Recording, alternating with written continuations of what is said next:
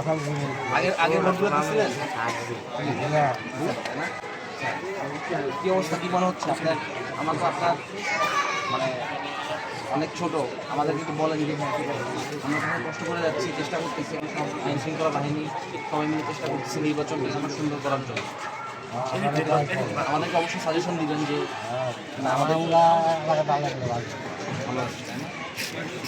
কোনো মানে কোনো সমস্যা নাই তো?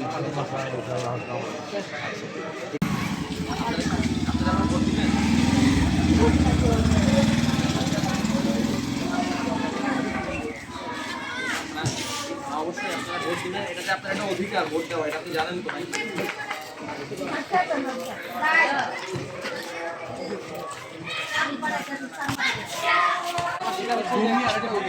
এটা হচ্ছে মহিলা, মানে আমাদের যেটা বলছে এখন হচ্ছে ওই এটা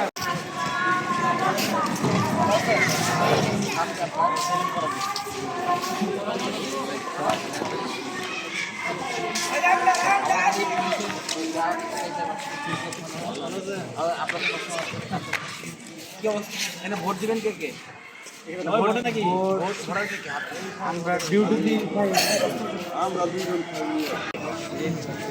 আনন্দভাবে ওনারা আসছে, আমরা আসছি, এখন লোক আসছে,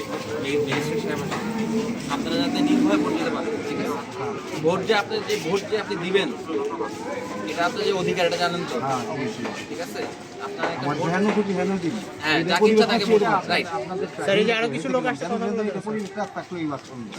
আপনারা ভোট দিবেন এবং আপনাদের পরিবারে যারা ভোটার আছে সবাইকে বলবেন যে আপনারা ভোট দিবেন, বুঝে গেছে? আর আপনারা যদি ভোট বা আপনাদের এলাকার আইন শৃঙ্খলা সংক্রান্ত কোনো অবনতি আপনাদের চোখে পড়ে বা আপনাদের মনে হয় যে আমাদের এই যে নির্বাচনকালীন সময় আমরা কোনো কারণে আমাদের নিরাপত্তাহীনতায় ভুগছি, আপনাদেরকে আমরা আমাদের নাম্বার দিয়ে যাচ্ছি কন্ট্রোল রুমের। আপনারা এই যে সবার কাছে আমার নাম্বার দিয়ে দিব, আপনারা আমার সাথে যোগাযোগ করবেন। ইনশাল্লাহ আমরা 24/7 অ্যাভেলেবল থাকবো, বুঝে গেছে? কোনো কিছু নিয়ে আপনাদের টেনশন করার কোনো অবকাশ নাই। ভোট হবে, আপনারা সবাই ভোট দিবেন, ইনশাল্লাহ নিশ্চিন্তে নির্বিঘ্নে আপনারা ভোট দিবেন, ইনশাল্লাহ, বুঝে গেছে?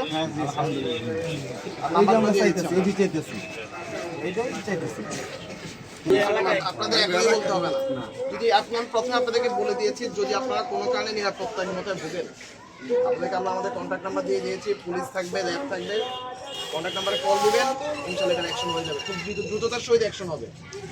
নির্বাচন কোনোভাবেই এমন হবে না যে নির্বাচনটা সুষ্ঠুভাবে হবে না, এটা হতে আমরা দিব। নির্বাচন হবে সুষ্ঠুভাবে হবে, এটা আপনাদের ভোট দেওয়াটা আপনাদের দায়িত্ব, ঠিকভাবে একটা সুষ্ঠু নির্বাচন অ্যারেঞ্জ করাটাও আমাদের দায়িত্ব, বুঝতে পারছেন? আপনারা আপনাদের দিক থেকে কোনোভাবে ব্যর্থ হওয়া যাবে না, আমরাও ইনশাল্লাহ আমাদের দিক থেকে ব্যর্থ হবো। ক্লিয়ার?